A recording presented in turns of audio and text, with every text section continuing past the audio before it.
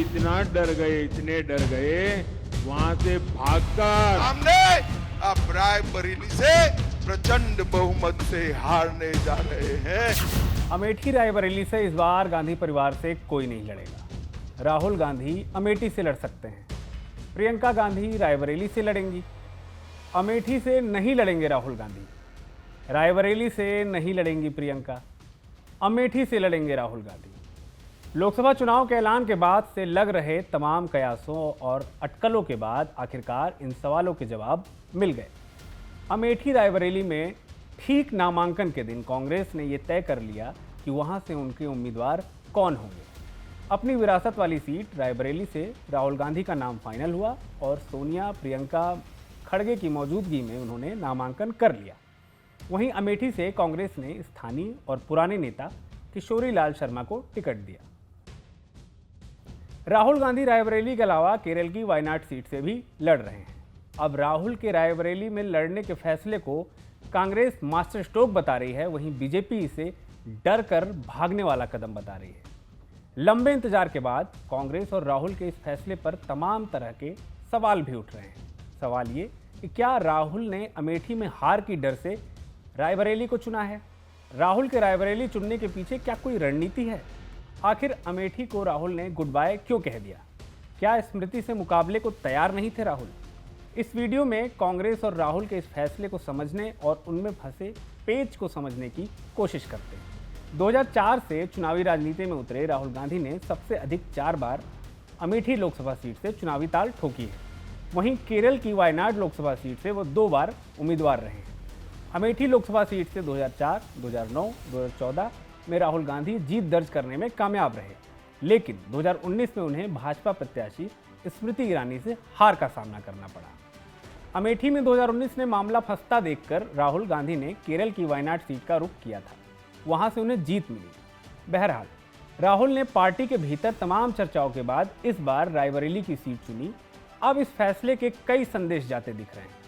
BJP इसे अमेठी में स्मृति ईरानी से डरकर भागने वाला कदम बता रही है और वो यही नैरेटिव सेट करने में लगी हुई है। दूसरा ये कि रायबरेली और वायनाड दोनों जीतने की स्थिति में राहुल कौन सी सीट चुनेंगे।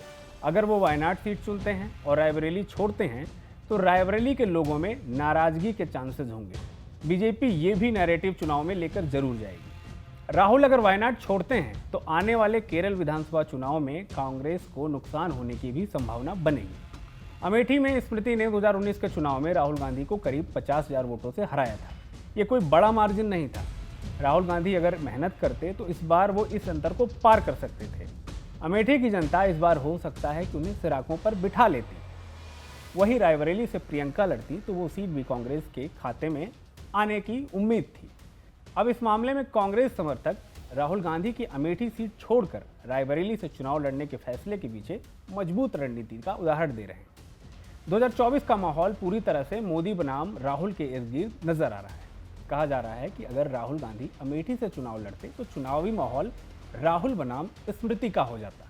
इसके साथ ही अगर स्मृति ईरानी दूसरी बार राहुल गांधी को हरा देती तो राहुल गांधी का राजनीतिक करियर धरातल पर आ जाता। रायबरेली से अगर वो हार जाते हैं तो भी ये परसेप्शन नहीं बनेगा कि राहुल की राजनीति खत्म हो गई। राहुल गांधी के रायबरेली से उतरने का एक पहलू ये भी है कि उन पर प्रदेश छोड़कर भागने का आरोप न लग सके, क्योंकि इसमें कोई दो राय नहीं है कि अमेठी के मुकाबले रायबरेली राहुल गांधी के लिए सेफ सीट है। हो सकता है राहुल और कांग्रेस को रायबरेली सीट सेफ लग रही हो, लेकिन अगर यहाँ के समीकरण देखें तो सोनिया गांधी 2014 के चुनाव में 3,52,713 वोटों से जीत दर्ज करने में कामयाब रही थी, लेकिन 2019 के चुनाव में बीजेपी प्रत्याशी दिनेश प्रताप सिंह ने सोनिया गांधी को कड़ी टक्कर दी। सोनिया 1,67,178 वोटों से ही जीत दर्ज करने में कामयाब हुई, यानी हार का अंतर बहुत घट गया। वहीं दिनेश प्रताप सिंह इस बार राहुल के सामने भी होंगे। जाने माने psephologist Jaswant Deshmukh social media x पर लिखते हैं कि क्या विचित्र निर्णय है भाई, अमेठी में वॉक ओवर दे दिया वो समझ में आता है कि, लेकिन रायबरेली की सीट क्यों खराब कर रहे हैं। सोचिए कि अगर रायबरेली और वायनाड दोनों जीतेंगे तो एक सीट खाली करनी पड़ेगी।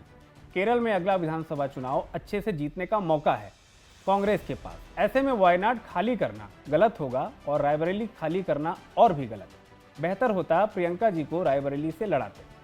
कुल मिलाकर अमेठी छोड़ रायबरेली से लड़ने के पीछे कांग्रेस और राहुल का जो भी मास्टर स्ट्रोक हो, लेकिन अगर बीजेपी ये नैरेटिव बनाने में कामयाब हुई कि राहुल अमेठी से डर कर भागे और जीत के बाद रायबरेली से भाग जाएंगे, तो राहुल के लिए फैसला भारी पड़ सकता है। और अगर दोनों सीट जीत के बाद वायनाड छोड़ दी तो केरल विधानसभा में भी ज्यादा नुकसान हो सकता है। भारत की बात रोहित सिंह सावल के साथ सिर्फ एबीपी न्यूज पर।